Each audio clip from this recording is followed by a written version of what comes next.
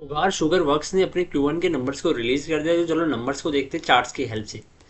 तो ये नंबर सारे करोड्स में है, तो ये चीज़ें ध्यान रखना।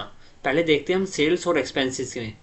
तो सेल्स और एक्सपेंसेस देखें तो सेल्स लगातार कंपनी की डिक्रीज हो रही है और जो एक्सपेंसेस है वो लगातार बढ़ रहे हैं, क्योंकि यहाँ पर अगर पिछले क्वार्टर के मुकाबले हम देखें, पिछले क्वार्टर में सेल्स थी 511 की, 511 करोड़ की, और इस क्वार्टर में 356 करोड़ की आ गई है सेल्स।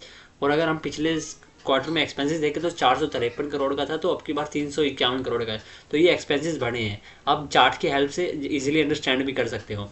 और अगर हम यहाँ पर operating profit and net profit देखें तो यहाँ पर जो नेट प्रॉफिट है वो अब की बार लॉस में चली गई है कंपनी। यहाँ पर आप देख भी सकते हो। तो इस क्वार्टर में 14 करोड़ का कंपनी को लॉस हुआ है और पिछले क्वार्टर में 51 करोड़ का कंपनी को प्रॉफिट हुआ है। तो ये एक नेगेटिव पॉइंट है कि कंपनी को सडनली इतना बड़ा लॉस होना, प्रॉफिट से 51 करोड़ के प्रॉफिट से सीधा नेगेटिव में लॉस में आना। तो नेट प्रॉफिट में भारी गिरावट आई है। और अगर हम इसकी टैक्स परसेंटेज देखें तो टैक्स परसेंटेज यहाँ पर कंपनी ने कुछ पैसा गवर्नमेंट से वापस लिया है, क्योंकि ये है नेगेटिव में नंबर होता है ये। यहाँ पर 3% है, यहाँ पर 14, यहाँ पर माइनस, ये सारे नंबर्स माइनस में है, मतलब कि गवर्नमेंट से कंपनी ने टैक्स वापस लिया है। ठीक है, क्योंकि इससे क्या होता है कि बैलेंस शीट थोड़ी अच्छी दिखती है, थोड़ा मोड़ा प्रॉफिट जो ये गवर्नमेंट से पैसा लेके ओट लेते हैं। और अगर अदर इनकम और इंटरेस्ट देखें तो अदर इनकम इनकी लगातार कम हुई है।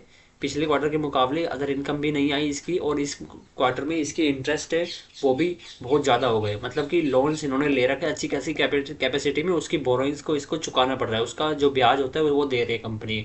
तो ये नंबर्स थे। आपको कैसे नंबर्स लगे वो मार्केट्स में पता लग जाएगा।